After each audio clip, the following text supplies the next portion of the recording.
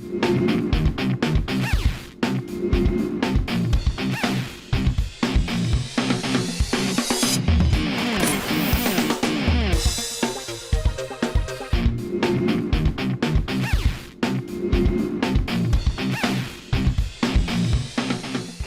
চলছে বিশ্বজুড়ে। Cricket football ছাড়াও খেলার রয়েছে এক দীর্ঘ ফর্দ। শুধু ফলাফল নয়, গত, আজ এবং আগামীর খেলাকে প্রেস বক্স থেকে আমরা দেখতে চাই ভিন্ন চোখে। সেই দেখাটাই দেখতে পাবেন এখন মাঠের আয়োজনে। সঙ্গে রয়েছি আমি আরিফুল ইসলাম সাহাব।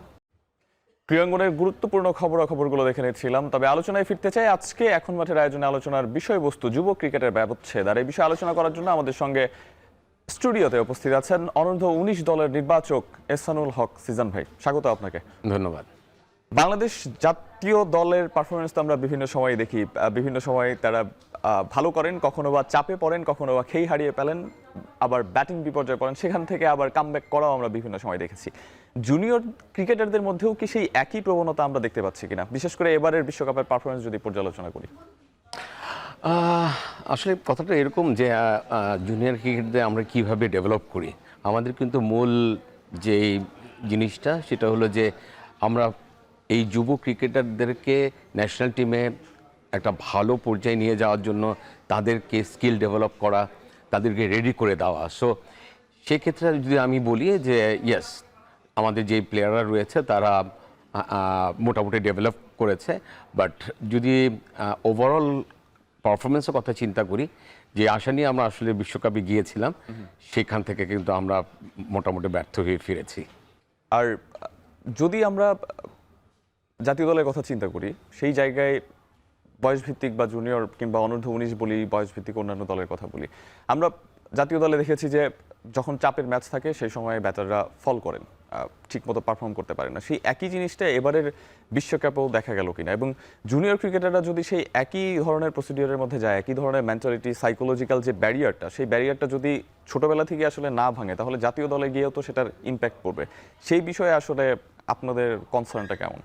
আসলে এবারের ওয়ার্ল্ড কাপে বাংলাদেশ আন্ডার-19 টিম সবচেয়ে বড় ব্যারিয়ার ছিল বৃষ্টি, এবং সেই বৃষ্টিতে অনেকটাই বাংলাদেশের টিমের সাইকোলজিক্যালি এফেক্টেড হয়েছে। বিকজ অফ বৃষ্টিতে খেলাটা কিন্তু অনেক ছোট হয়ে আসে, এবং সেখানে কিন্তু অনেকটা টি-20 ভার্সন ক্রিকেটের জন্য দেখা যায়। সো ওখানে যে স্কিলটা আমাদের ডেভেলপ করা দরকার ছিল, সেই জিনিসটা আমরা ডেভেলপ করতে পারিনি। বিকজ অফ, আমি বলবো যে এইসব প্ল্যাটফর্মে, ওয়ার্ল্ড কাপের প্ল্যাটফর্মে বা এশিয়া কাপ প্ল্যাটফর্মে স্ট্রেংথ একটা ব্যাপার অনেক বেশি থেকে যায়। তো যখনই শর্টার ভার্সন ক্রিকেটটা চলে আসে, তখনই কিন্তু স্ট্রেংথ কীভাবে অ্যাপ্লাই করতে হবে, ওখানে ট্যাকটিক্যালি কীভাবে ক্রিকেট খেলতে হবে, সেইখানে মেন্টালি কীভাবে তাদেরকে অনেক স্ট্রং থাকতে হবে, সেই জিনিসটা থেকে কিন্তু আমরা অনেকটাই সরে আসি। হ্যাঁ, আপনি বাংলাদেশ জাতীয় টিমের কথা যে বলেছেন, অনেকটাই সেরকমভাবেই কিন্তু তারা ফেল করেছে। বাট আমাদের প্রস্তুতিটা আসলে কিছুটা হলো, আমি মনে করি যে ঘাটতি ছিল। দেখেন, যেহেতু আমরা জানি যে জিম্বাবুয়েতে ওই সময় বৃষ্টি থাকবে, সেখানে খেলা কাটেল হবে, সেই কাটেল হওয়ার কারণে আমাদের যে প্রস্তুতিটা নেওয়া দরকার, সবচেয়ে বড় প্রস্তুতি নেওয়ার জায়গা ছিল আসলে আমাদের যে এনসিএল টি-20 খেলা হয় সেখানে। বাট আনফর্চুনেটলি আন্ডার-19 কোচের যেই বার্তা ছিল যে যদি টি-20 খেলা হয় তাহলে তাদের অনেকটাই সেট আপটা নষ্ট হয়ে যেতে পারে। সো ওখানটা কিন্তু আমরা একটা বড় মানে প্র্যাকটিস ফ্যাসিলিটিস বা এক্সপিরিয়েন্স জায়গা আমরা শতভাগ প্রস্তুতি আসলে নেওয়া সম্ভব হয়নি। বিশেষ করে আমরা তো 2022 সালে এশিয়া কাপে ভারতের বিপক্ষে সেই ম্যাচটার কথা নিশ্চয়ই আপনার মনে আছে। লিটন কুমার দাস দারুণ স্টার্ট করে দিলেন, তারপরেও সেই ম্যাচ গিয়ে আমাদের হারতে হলো। কার্টেল ওভারগুলোর প্রস্তুতি আসলে এই যে বারবার তো আমরা এই ধরনের অভিজ্ঞতার সম্মুখীন হচ্ছি, যেখান থেকে আমরা হয়তো হাতের মুঠোয় থাকা ম্যাচ ফসকে যাচ্ছে, ব্যাটাররা শেষ দিকে এসে পারফর্ম করতে পারছে না। সেই বিষয়গুলো নিয়ে কি আসলে জুনিয়র পর্যায় থেকে কাজ করা উচিত কিনা? নিশ্চয়ই, এটা তো সবচেয়ে বড় জিনিস যে আমাদের জুনিয়র পর্যায়ে যেই বড় ঘাটতিটা রয়েছে, সেটা আমি বলবো যে একটা স্ট্রেংথের ঘাটতি রয়েছে। আমরা জেনেটিক্যালি কিন্তু অতটুকু পর্যন্ত স্ট্রেংথফুল না। আপনি যদি 19-এর দিকে তাকান, কয়েকটা ব্যাটসম্যান রয়েছে যে স্ট্রেংথ ইউজ করে পাওয়ার ক্রিকেট খেলতে পারে। আপনি যদি ক্যাপ্টেনের কথা বলি, Tamim, Azizul Hakim Tamim is a perfect player, strength develop করেছে, ট্যাকটিক্যালি সব কিছু ডেভেলপ করেছে। আমি যদি জাওয়াদের কথা বলি, তো সেও কিন্তু অনেকটাই improvement. Rifat day by day improve করেছে, স্ট্রেন্থ ডেভেলপ করেছে, ট্যাকটিক্যালি অনেক স্ট্রং হওয়ার চেষ্টা করেছে। But rest of the player, যদি আমি অলিনের কথা চিন্তা করি, রিজানের কথা চিন্তা করি, তারা কিন্তু খুব স্ট্রং যে ট্যাকেল করার যে ক্ষমতাটা, সেই জিনিসটা এখন পর্যন্ত আনতে পারেনি। সো এই জিনিসটা আসলে একটা বড় মেসেজ। আমি বলবো যে বাংলাদেশে যে ট্রেনাররা রয়েছে, সেই ট্রেনারদের জন্য একটা বড় কিন্তু একটা পরীক্ষার জায়গা রয়েছে। বিকজ অফ যেখানে আমরা সর্ট আউট করতে পারি যে স্ট্রেংথের জন্য আমরা ওইসব জায়গায় আমরা ডোমিনেট করতে পারি না। সো স্ট্রেংথ কীভাবে ডেভেলপ করতে হবে, তাদের কিন্তু একটা বড় চক আউট করা উচিত। এবং জুনিয়র প্লেয়ারে যারা আসবে তাদেরকে কিভাবে স্ট্রেংথফুল করাও যায়, সেই জিনিসটা কিন্তু আসলে তাদেরকে একটা বড় কাজ। আপনি স্ট্রেংথের কথা বলছিলেন, সেই স্ট্রেংথের কথা যদি বলি, যাদের স্ট্রেংথ আছে তারাও কি আসলে ঠিক সেভাবে পারফর্ম করতে পারছে কিনা? আমরা তার আগে ওয়ার্ল্ড কাপে বিগত 5টা যে আসর ছিল, সেই আসরে বাংলাদেশ দলের যেই পারফরমেন্স, সেই পারফরমেন্স একটু দেখে নিতে চাই। 2020 সালে তো বাংলাদেশ চ্যাম্পিয়ন হয়েছিল, তার পরবর্তী সময়ে আসলে বাংলাদেশ কেমন করলো, বিশেষ করে বাংলাদেশ অনূর্ধ্ব 19 দলটা 2018 সালে অবস্থান ছিল ষষ্ঠ, অংশগ্রহণকারী দলের সংখ্যা ছিল 16। 2020 সালে বাংলাদেশ চ্যাম্পিয়ন হয় এবং সেই দলের অধিনায়ক ছিল আকবর আলী, শরীফুল ইসলামরা দারুণ করেছেন সেই ওয়ার্ল্ড কাপে। ভারতকে হারিয়ে বাংলাদেশ চ্যাম্পিয়ন হয়েছিল, বিশ্ব চ্যাম্পিয়ন হওয়ার গৌরব অর্জন করে প্রথমবারের মতো। 2022 সালে অষ্টম হিসেবে শেষ করে, আগের আসরেই ছিল চ্যাম্পিয়ন, পরের আসরে অষ্টম, সেবারও 16টা দল অংশগ্রহণ করেছিল। এবং 2024 সালে ষষ্ঠ দল হিসেবে শেষ করেছে। 2026 অর্থাৎ রিসেন্ট যেই টুর্নামেন্ট শেষ করে বাংলাদেশ আসলো, সেখানেও বাংলাদেশ দলের অবস্থান অষ্টম এবং প্রত্যেকবারই অংশগ্রহণকারী দলের সংখ্যা ছিল 16 জন করে। অনূর্ধ্ব 19 দলের নির্বাচক হিসেবে আপনার কাছে কি মনে হয় যে বাংলাদেশের পারফরমেন্সের গ্রাফটা মানে ধীরে ধীরে আসলে নিচের দিকে নামছে, বিশেষ করে 2020 সালে ওরকম একটা অর্জনের পরের কথা যদি বলি? 2020 সালের পরে কিন্তু 2022 সালেও আমরা এশিয়া কাপ চ্যাম্পিয়ন হয়েছি, 2024 সালেও কিন্তু আমরা এশিয়া কাপ চ্যাম্পিয়ন হয়েছি। হ্যাঁ, ওয়ার্ল্ড কাপে আমরা আসলে যে ফরম্যাটে এখন ওয়ার্ল্ড কাপটা চলছে, সেই ফরম্যাটটা আমি ব্যক্তিগতভাবে পছন্দ করি না। কারণ কি, অনেক ক্রিটিক্যাল একটা ফরম্যাট। আপনি একটা ম্যাচের উপর ডিপেন্ড করে কিন্তু পুরা ফরম্যাটটার ফিডব্যাকটা পেতে পারেন। সো এই ফরম্যাটে আসলে ষষ্ঠ বা চতুর্থ, এটা ডিফিকাল্ট যদি একটা ম্যাচ হেরে যাওয়া যায়। আর যদি বৃষ্টির কারণে যদি কোনো বড় টিম হেরে যায়, এই ফরম্যাটে দেখবেন যে একদিন স্কটল্যান্ড বা আয়ারল্যান্ড ফাইনাল খেলছে। সো এই ফরম্যাটটা আসলে এত ক্রিটিক্যাল ফরম্যাট কিন্তু এই বয়সের জন্য আসলে খুব একটা অ্যাপ্লিকেবল না আমার জন্য। হ্যাঁ, আমরা এবারে ওয়ার্ল্ড কাপে 2টা ম্যাচ জিতেছি, 2টা ম্যাচ হেরেছি। সো 2টা ম্যাচ হেরে যদি আমরা অষ্টম হতে হয়, সেই ফরম্যাটটা আসলে খুব একটা হয় না। কারণ এখানে নেট রান রেটের একটা ব্যাপার থাকে। নেট রান রেট আবার যে চতুর্থ যে টিমের সাথে, সেই টিম যে নেট রান রেট, সেটা আবার ক্যারি ফরওয়ার্ড করে না।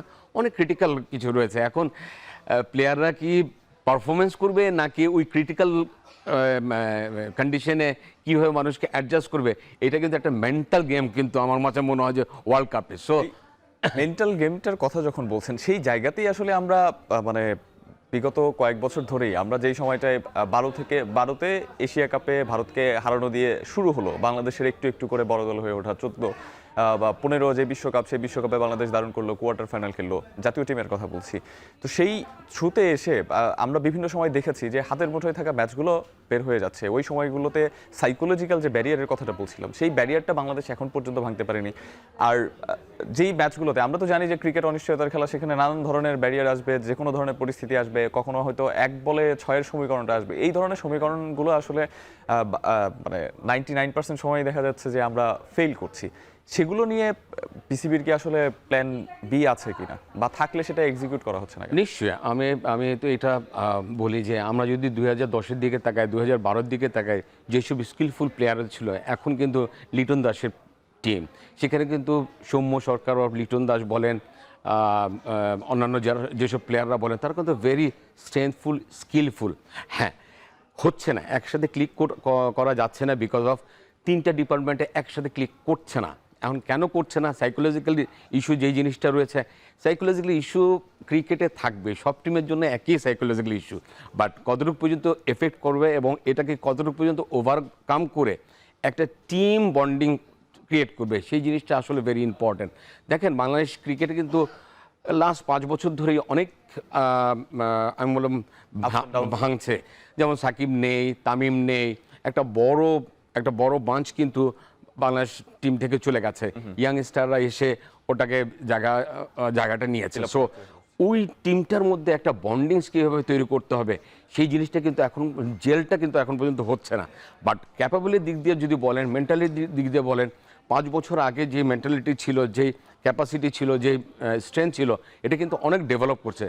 আমি বিশ্বাস করি পার্সোনালি ভাবে এই টিমটার মধ্যে যখন জেল ক্রিয়েট হবে, 3টা ডিপার্টমেন্ট যখন একসাথে ব্লুমিং করবে, রেজাল্ট এটা হবে। কারণ বাংলাদেশ ইমপ্রুভ করেছে, এটাও ঠিক, বাংলাদেশও ইমপ্রুভ করেছে, অন্যান্য দেশও কিন্তু ইমপ্রুভ করে এসছে, বাট ডিস্টেন্সটা আসলে একটু থেকেই যায়। তারপরেও ক্যাপাবিলিটির যে দিকটা, যেটা একটা আশা আমাদের আছে যে বাংলাদেশের এখন ক্যাপাবল যে কোনো টিমকে হারানোর জন্য সেই সব উইপেন আমাদের রয়েছে, আগে যেটা ছিল না। উইপেন রয়েছে। জাওয়াদ আবরারকে নিয়ে আসলে অনেক প্রত্যাশা ছিল, আজিজুল হাকিম তামিমকে নিয়ে অনেক প্রত্যাশা ছিল। বাংলাদেশের ব্যাটাররা কন্টিনিউয়াসলি, বিশেষ করে ইংল্যান্ডের ম্যাচে, ইংল্যান্ড শক্তিশালী প্রতিপক্ষ, সেই ম্যাচে বাংলাদেশ হারতে পারে, এটা নিয়ে আসলে কারো আমার মনে হয় না অভিযোগ আছে। তবে যেই অ্যাপ্রোচে বাংলাদেশ খেলেছে, যে ডু অর ডাই ম্যাচে আসলে যেই ধরনের গাটস নিয়ে খেলতে হয়, যেই ধরনের ব্রেভ ডিসিশনগুলো নিতে হয় ব্যাটিংয়ে, সেই জায়গাগুলোতে আসলে আমরা সেভাবে যুব ক্রিকেটারদের সেভাবে খুঁজে পাইনি। সেই দিনের ব্যাপারটা যদি একটু আমি বলি যে আমরা কিন্তু ইংল্যান্ড ট্যুর করেছি, এবং ইংল্যান্ড ট্যুরে কিন্তু আমাদের বৃষ্টির জন্য 4টা ম্যাচ খেলা হয়নি, কিন্তু 2টা ম্যাচের মধ্যে একটা ইংল্যান্ড জিতেছে, একটা আমরা জিতেছি, এবং আমরা যেই ম্যাচটা জিতেছি খুব ভালোভাবেই জিতেছি। এখন ওয়ার্ল্ড কাপে যখন ইংল্যান্ডের সাথে খেলা হচ্ছে, ইংল্যান্ড কিন্তু 4 পয়েন্ট নিয়ে ওরা রয়েছে, আমাদের পক্ষান্তরে 1 পয়েন্ট। এখন আমার কি করতে হবে, এই যে 1টা পয়েন্ট আমরা নিউজিল্যান্ডের সাথে খেলা হয়নি, যে 1টা পয়েন্ট হারিয়েছি, সেই 1টা পয়েন্ট রিকভারি করার জন্য আমাদের ইংল্যান্ডকে হারাতে হবে, এবং রান রেট ভালো করে হারাতে হবে। সো অনেকগুলো প্রেশার রয়েছে। England is a fantastic team, one of the best team, ফাইনালে গেছে। সো ওই টিমটাকে হারিয়ে আবার বড় ব্যবধানে হারানো, 2টা প্রেশার কিন্তু একসাথে ক্রিয়েট হয়েছিল। সেখানে ব্যাটসম্যানরা ফেল করেছে, এবং এই ফেল করাতে কিন্তু আসলে আর ব্যাক করতে পারেনি। জাওয়াদ আবরার আমাদের থ্রু পুরো ওয়ার্ল্ড কাপে ওয়ান অফ দ্য আমি বেস্ট উইপেন হিসেবে আমরা জানতাম, বিকজ অফ জাওয়াদ এবং তামিমের উপর বেস করেই কিন্তু 19টা শক্ত টিম হিসেবে রয়েছিল। সো ওই সব ম্যাচে আসলে এই ক্যাপ্টেন এবং জাওয়াদ, এই দুজনকে পারফর্ম করা ছাড়া আমাদের রেস্ট অফ দ্য প্লেয়ার অতটুকু ক্যাপাবল ছিল না। এটা হলো একদম পুরো আমার পার্সোনাল ওপিনিয়ন। সো ওখানটি জাওয়ারের যে ফেলটা, সেই ফেলটা আসলে অনেক বড়োভাবে হয়ে গেছে, এবং পরের ব্যাটসম্যানরা যে প্রেশারটা নেওয়ার কথা ছিল সেই প্রেশারটা আসলে নিতে পারে না, দেখে আসলে হেরে যায়। অর্থাৎ ওপেনাররা তো ব্যর্থ হয়েছেন, মিডল অর্ডারের ব্যাটারও ব্যর্থ হয়েছে, এবং একই সঙ্গে বোলারদের কথা যদি বলি, সেই জায়গাতেও আমার মনে হয় এরকম বাউন্সি উইকেটে একটু বোলাররা যদি পেসি থাকতো, তাহলে হয়তো বা আরও বেটার পারফরমেন্স আমরা তাদের কাছ থেকে পেতাম। এই প্রসঙ্গে আরও আপনার সঙ্গে কথা রয়েছে। যুব ক্রিকেটের ব্যবচ্ছেদ নিয়ে আলোচনা করছিলাম, আমার বিষয়ে আলোচনা করার জন্য আমাদের সঙ্গে রয়েছেন বহুল আকাঙ্ক্ষিত অনূর্ধ্ব-19 দলের নির্বাচক এহসানুল হক সিজান। আপনি যেই ব্যাপারটা বলছিলেন যে এশিয়া কাপে তো আমরা ভালো করছি, 2020 সালের পরে বিশ্বকাপে ভালো করতে না পারলেও এশিয়া কাপে ভালো করছি, তো এশিয়া কাপে বাংলাদেশের পারফরমেন্সের যে গ্রাফটা, সেটা আমরা একটু দেখে নিতে চাই। তাহলে সেই গ্রাফ নিয়েই আমরা তুলনামূলক যে কম্প্যারিজন, সেটা আমরা করতে পারবো। এবং এশিয়া কাপের যদি একেবারেই সর্বশেষ যে টুর্নামেন্ট হয়েছে, সেই টুর্নামেন্ট দিয়ে আগাতে চাই। 2025 সালে আমরা তৃতীয় হয়েছি, 24-এ চ্যাম্পিয়ন, 23-এ চ্যাম্পিয়ন, এবং 21-এ তৃতীয়, 19-এ রানার্স আপ। তুলনামূলকভাবে বিশ্বকাপের চেয়ে এশিয়া কাপের পারফরমেন্স কিন্তু আমরা ভালো। আপনি বারবার করেই 23 এবং 24-এ যে চ্যাম্পিয়ন হয়েছি সেই প্রসঙ্গটা তুলে আনছিলেন, এবং 23 এবং 24-এ আজিজুল হাকিম তামিমদের যেই শারীরিক অ্যাপ্রোচ, মুভমেন্ট বা অ্যাটিটিউড দেখেছি, যেই গাটস নিয়ে তারা খেলেছেন, যে আত্মবিশ্বাস ছিল, সেই আত্মবিশ্বাসটা বিশ্বকাপে এসে মিসিং হয়ে গেল কেন হঠাৎ করে? সত্যি কথা, যে আসলে একটা অবাক জিনিস, 2024-এ আমরা এই এশিয়া কাপ চ্যাম্পিয়ন হওয়ার পর কিন্তু আমরা অনেকগুলো ট্যুর করেছি। আমরা ট্রাই নেশন খেলেছি, সাউথ আফ্রিকান জিম্বাবুয়ে, ওখানে কিন্তু আমরা চ্যাম্পিয়ন হয়েছি। আমরা সাউথ আফ্রিকার আমরা ট্যুর করেছি, সেখানেও আমরা 2 ম্যাচে কিন্তু জিতেছি। তারপর ইংল্যান্ড ট্যুর করলাম, সেখানেও কিন্তু এক ম্যাচে ড্র হচ্ছিল। আফগানিস্তান আসলো হোম সিরিজে, সেখানেও কিন্তু আমাদের গ্রাফটা ভালো ছিল। দেন তারপরে যখন আমরা 2025-এ যখন আমরা গেলাম, সেই পর্যন্ত কিন্তু আমাদের সব কিছু ভালো ছিল। আমরা 2025-এ যে স্টেজ খেলা, মানে গ্রুপ পর্যায়ে খেলা, সেখানে আমরা আমরা আফগানিস্তানকে হারালাম, শ্রীলঙ্কাকে হারালাম, নেপালকে হারালাম, এতটুকু পর্যন্ত ঠিক ছিল। তারপরে যে সেমিফাইনালটা খেলা হলো পাকিস্তানের সাথে, সেইটা বৃষ্টির জন্য আসলে পসপন্ড হয়ে যাওয়ার কথা, কিন্তু কাটেল ওভার শুরু হলো এবং সেই জায়গাটাই আমাদের আসলে একটা একটা মানে আমরা ডিট্রয়েট করা শুরু করলাম। ওই ম্যাচটায় টস হেরে যখন আমরা ওই পুরো ম্যাচটাই হেরে গেলাম, তারপরে থেকে কিন্তু আর তামিমদের ওইভাবে কিন্তু আমরা পাইনি লাস্ট 1 বছর যেভাবে আমরা পেয়েছি, যেভাবে কনক্রিটভাবে পেয়েছিলাম। এই জায়গাটায় কি আসলে আপনি কোচের কোনো দায় দেখেন কিনা, কিংবা অনূর্ধ্ব 19 দলের যেই মাপের ক্রিকেটার রয়েছেন তাদের জন্য আরো কি বেটার কোচ দরকার বলে মনে করেন? আসলে কোচের দায় আমি ম্যাচটা, ইন্ডিয়ার ম্যাচটার দিকে আমি একটু হাত দিতে চাই। বিকজ অফ ইন্ডিয়ার ম্যাচটা যখন ভালোভাবেই শেষ হতে যাচ্ছিল, ওরা 238-এর একটা যে ইটা দিয়েছিল, সেটাকে কিন্তু আমরা ভালোভাবেই এগিয়ে যাচ্ছিলাম 92-4-2। তখন তামিম এবং অলিন ব্যাটিং করছে, তখন বৃষ্টি আসে, বৃষ্টি হওয়ার পরে আসলে ওইটা কাটেল ওভার হয় এবং 29 ওভারে এটা খেলাটা পৌঁছে যায়, যেটার 29 ওভার 165 সামথিং আমরা রান চেস করব। সো সেই জায়গাটা আসলে আমাদের একটা বড় ছন্দপতন হয়েছে, যেটা আসলে ভিডিও অ্যানালিস্ট এবং আমাদের কোচ একটা ডিসিশন নেয়, যেটা আমরা বাইরে থেকে দেখি যে এই তামিম আউট হয়ে, সরি অলিন আউট হয়ে যাওয়ার পরে রিজান যাওয়ার কথা, সেখানে না যে একটা অফ স্পিনার কাম ব্যাটসম্যান যে জীবন, তাকে ওখানে সেন্ড করা হয়েছে। সো এই জিনিসটা আমার কাছে মনে হয় যে পুরা টুর্নামেন্টের জন্য, পুরা টুর্নামেন্টের ছন্দপতনের জন্য একটা ভুল ডিসিশন ছিল আমাদের কোচের এবং ভিডিও অ্যানালিস্টের। সেখান থেকে আসলে আরও আমরা ওভারকাম করতে পারি না, কারণ Rajin is a more capable than the Jibon in that situation. But ওই জায়গাটা আসলে সোয়াপ করাটা আমার মোটেও পছন্দ হয়নি এবং সেটারই মাসুল কিন্তু আমরা ইন্ডিয়ার সাথে হেরে যাই। এবং ইন্ডিয়ার সাথে হেরে যাওয়ার পরে আসলে আমাদের প্লেয়ারদের ওই যে মেন্টাল যে টাফনেসটা, সেই জিনিসটা অনেক ভেঙে পড়ে। ক্যাপাবিলিটির দিক দিয়েও আসলে তারা চিন্তা করা শুরু করে যে সত্যিই কি আমরা এই ওয়ার্ল্ড কাপ জেতার জন্য সেই ক্যাপাবিলিটি নিয়ে এসেছি নাকি। সো যখন জেলটা ভাঙে, তখন আসলে ইন্ডিভিজুয়ালের কনফিডেন্সগুলো আসলে অনেক ডিট্রয়েট করে। এই জিনিসটাই আসলে আমরা দেখতে পেরেছি। বৃষ্টি বা ডার্ক লুইস পদ্ধতির ব্যাপারটা যখনই আসে, তখনই মনে হয় যে এই ব্যাপারটা আমাদের জন্য একটা বড় ব্যারিয়ার, মেন্টাল ব্যারিয়ার। তবে বিগের স্টেজে তো আমরা বৃষ্টি আইনের ম্যাচও জিতেছি। 2020 সালে সেটা অন্যতম বড় উদাহরণ। ফাইনাল ম্যাচে ভারতের বিপক্ষে অনেকটা বলা যায় যে বৃষ্টি আমাদের ফেভারেই কাজ করেছে। বৃষ্টি যখন আসে, যখন আমরা ব্যাটসম্যানরা চেস করতে যাই, তখন আমরা ফেল করি। বাট বৃষ্টি যখন শেষ হওয়ার পরে বলাররা ডোমিনেট করা শুরু করে, তখন কিন্তু আমার অনেক বাংলাদেশের ক্রিকেটে এটা কি অলিখিত নিয়ম যে বৃষ্টি আসলে খেলা ঘুরিয়ে দিতে হবে, বা কি বলে আউট অফ দ্য সার্কেল কিছু একটা করতে হবে, আউট অফ দ্য বক্স করতে হবে, যেটা প্রতিপক্ষ চমকে যাবে? মানে বৃষ্টি যেমন খেলোয়াড়দের বা দুটো দলকে হয়তো চমকে দেয়, সেভাবে কি আসলে প্রতিপক্ষকে চমকে দেওয়ার প্রবণতা থাকে কিনা? আসলে এই জায়গাটাই আমাদের ভুল অনেক কথা, যে আমাদের কি কাজটা করা উচিত সেখান থেকে আমরা ছুটে যাই, আমরা এক্সট্রা কিছু করার চেষ্টা করি, যে এক্সট্রা অর্ডিনারি কিছু করার চেষ্টা করি, যে জিনিসটা আসলে আমাদের ধৈর্যের ব্যারিয়ার চলে যায়। আমাদের লাস্ট ওভারে খেলা না জিতে আমরা চাই মিডল ওভারে খেলা আমাদের অনুকূলে নিয়ে আসি, না, লাস্ট ওভার পর্যন্ত আমরা ওয়েট করা উচিত, পেশেন্স থাকতে হবে।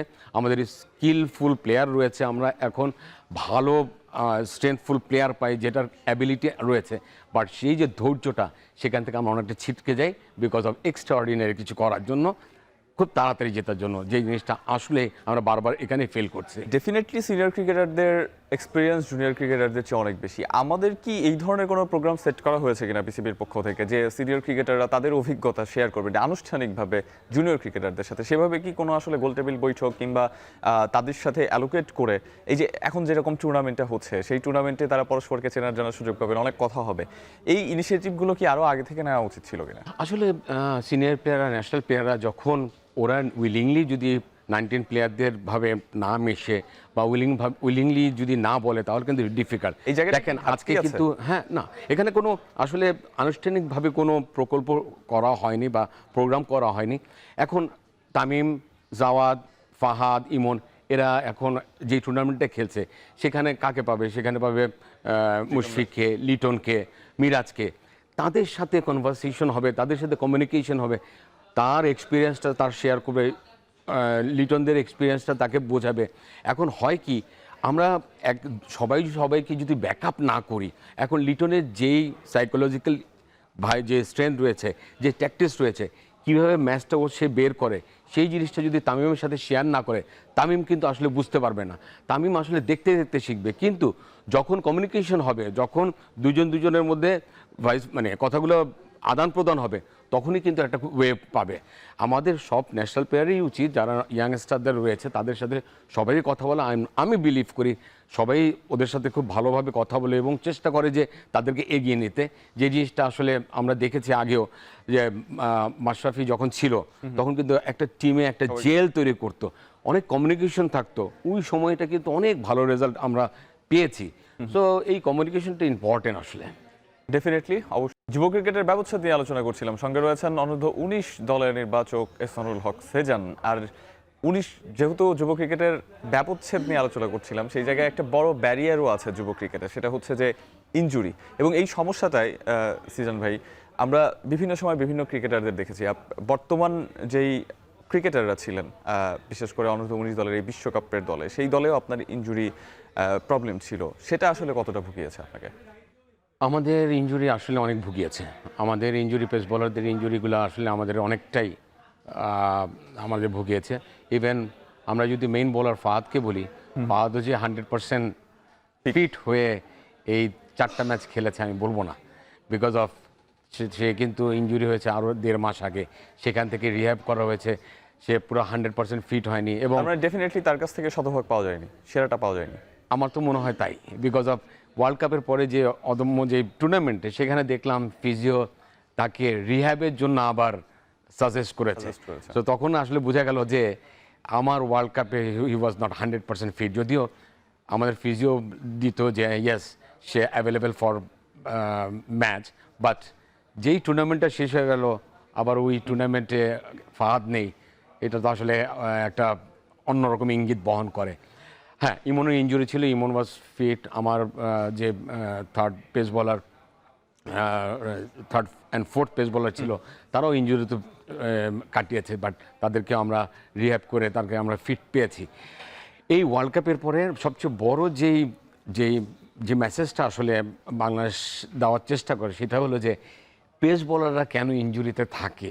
আমরা যে পেস বোলারদের এতদিন পর্যন্ত ডেভেলপ করলাম, সেই পেস বোলাররা জাস্ট ওয়ার্ল্ড কাপ আন্ডার 19-এর পরে দেন 1 বছর, 1.5 বছর, 2 বছর পর্যন্ত অনেক পেস বোলারদের আমরা দেখলাম যে ইনজুরি হয়।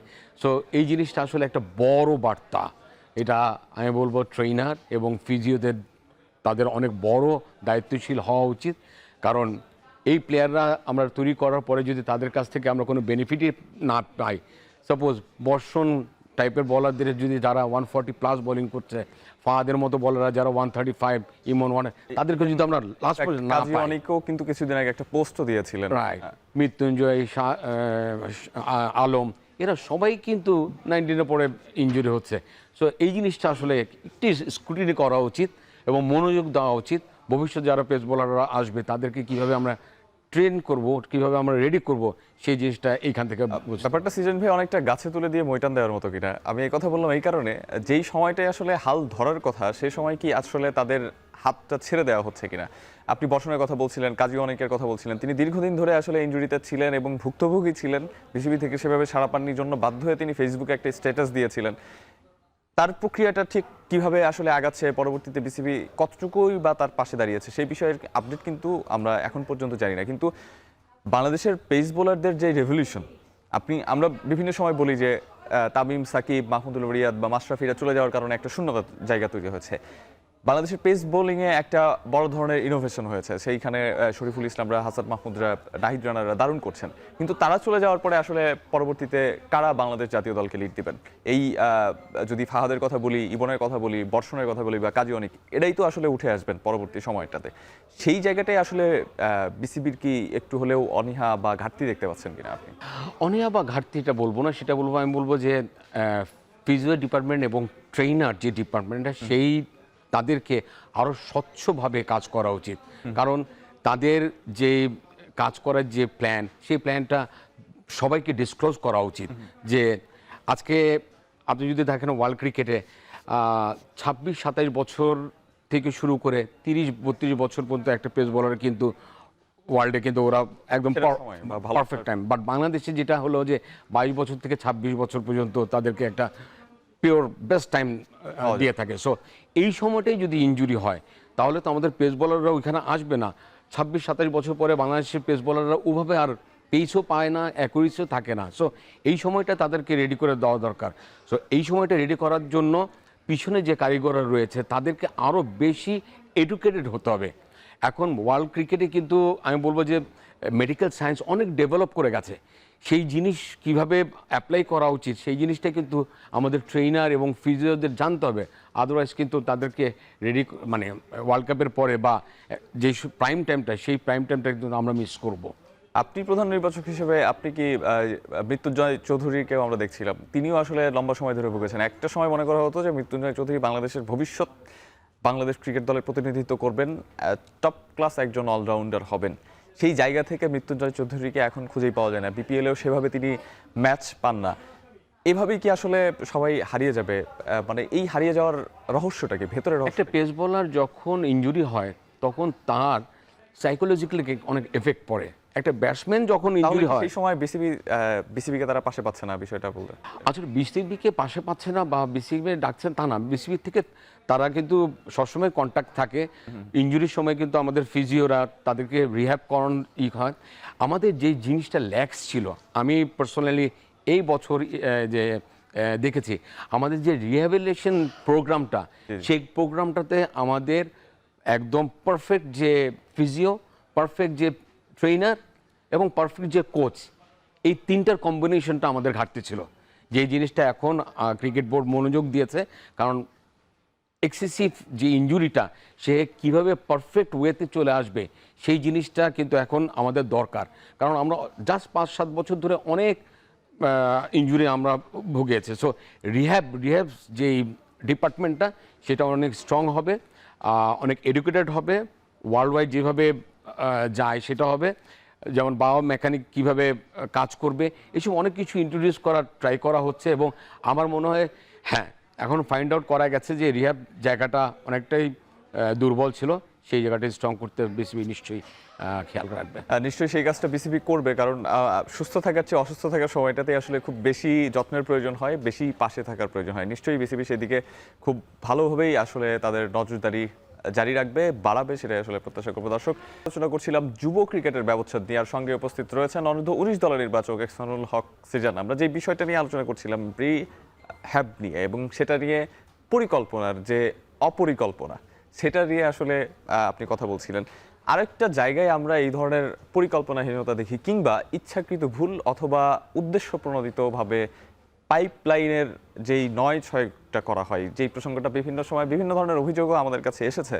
বয়সভিত্তিক ক্রিকেটের কথা বলছি, আপনি যেহেতু অনূর্ধ্ব 19 দলের নির্বাচক, সেই জায়গা থেকে আপনার কাছে জানতে চাওয়া, বয়সভিত্তিক দলে আমরা বিভিন্ন সময় দেখেছি যে বয়স চুরির একটা প্রবণতা দেখা যায়। বয়স চুরি অর্থাৎ বয়স ছাপানো আমি বলতে চাচ্ছি, সেটা হচ্ছে যে যার বয়স 14 যিনি বা 13, যার অনূর্ধ্ব 14 দলে থাকার কথা তাকে অনূর্ধ্ব 17 দলে দিয়ে দেওয়া হচ্ছে, যার অনূর্ধ্ব 17 দলে দিয়ে দেওয়ার কথা তাকে দিয়ে দেওয়া হচ্ছে অনূর্ধ্ব 14 দলে।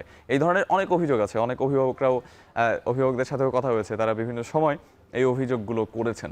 আপনি কি আসলে নির্বাচক হিসেবে এই ধরনের ঘটনার সম্মুখীন হয়েছেন কিনা, কিংবা কোনো অভিযোগ পেয়েছেন কিনা এখন পর্যন্ত? অনেক অভিযোগ পেয়েছি, সত্যি কথা। এটা আসলে পুরাটাই দেখে কিন্তু বয়সের যে ব্যাপারটা, এটা পুরাটাই দেখে মেডিকেলের ব্যাপার। আমি একটা ছোট্ট মজার কথা বলি আমার অভিজ্ঞতা থেকে। মোসাদ্দেক হোসেন সৈকত, ও হলো ছোট ভাই, বড় ভাই, এবং সান এবং মুন এরা হচ্ছে দুজন যমজ ভাই। আচ্ছা, ঠিক আছে। এখন সেই সময়ের মেডিকেলের কথা বলছি, সেই সময় মেডিকেল ডিপার্টমেন্ট তাদেরকে বয়স ডিটারমাইন করার জন্য তারা এসছে। আসার পরে রিপোর্টে দেওয়া হলো যে সৈকত তাদের চেয়ে বয়সে কম এবং সান অ্যান্ড মুন তাদের চেয়ে বয়সে বেশি। এবং সানের যেটা দেওয়া হলো সে দেখানো হলো যে ও 18 বছরের বেশি, এবং মুনের দেখানো হলো যে 16 বছরের কম, কিন্তু তারা কিন্তু যমজ। আচ্ছা, এই জিনিসটা আসলে মেডিকেল ডিপার্টমেন্ট দিয়েছে। দেওয়ার পরে আমরা খুবই হাসাহাসি করেছি, এটা কিভাবে সম্ভব। এটা আসলে পুরোটাই মেডিকেল ডিপার্টমেন্টের ব্যাপার। বয়স চুরিটা আসলে আমাদের আমাদের গেম ডেভেলপমেন্টের কোনো ইস্যু না। আমাদের যে জিনিসটা করানো হয় বয়স ডিটারমাইন করে আমাদের বলা হয় যে এই সব প্লেয়ার এলিজেবল আন্ডার 17 বা আন্ডার 19 এবং আন্ডার 15, Available. তখন কিন্তু আমরা ওই প্লেয়ারদেরকে সিলেক্ট করি, ওদেরকে আমরা খেলানোর চেষ্টা করি। সো বয়স ডিটারমাইনটা কিভাবে মেডিকেল ডিপার্টমেন্ট করে সেই জিনিসটা আসলে আমি খুব একটা বেশি ক্লিয়ার না, এবং ওই জিনিসটা আমি ঠিক ভালোভাবে জানতে চাই না। মাঝে মাঝে দেখি যে তাদেরকে বোন টেস্ট করানো হয় বা ওদেরকে এলিজিবিলিটির জন্য কোনো কিছু টেস্ট করানো হয়, যেটা আসলে খুব একটা সাকসেসফুল হয় না। ইভেন ওয়ার্ল্ড ক্রিকেটেও আপনি দেখবেন যে বয়স শুরুর ব্যাপারটা কিন্তু রয়েছে। আজকে আফগানিস্তান টিমকে কিন্তু এই ওয়ার্ল্ড কাপে আফগানিস্তান টিমকে কিন্তু আমার কোনো সময় মনে হয়নি, সবাই কিন্তু each and every official, even match অফিসিয়ালরাও কিন্তু বলেছে তাদের বয়সটা কিন্তু অনেক বেশি। ইংল্যান্ড টিমটাকেও আমাকে একটু আমাদের কনফিউশন ক্রিয়েট করেছে। এখন বলতে পারেন যে কেন র্যান্ডমলি ইন্টারন্যাশনাল পর্যায়ে বয়স ডিটারমাইনটা করানো হয় না।